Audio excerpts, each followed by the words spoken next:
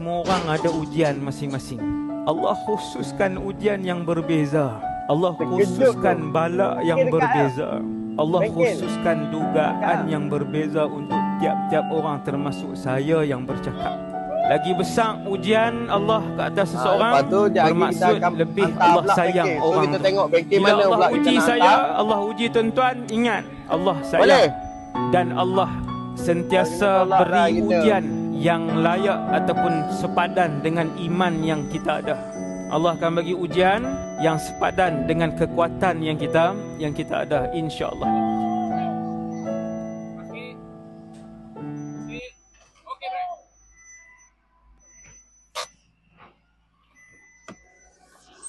Oh. Kita dah siap. Okey, semua dah siap dah. Okey, geng. Okey. Terima kasih tu Abang Polis. Beres.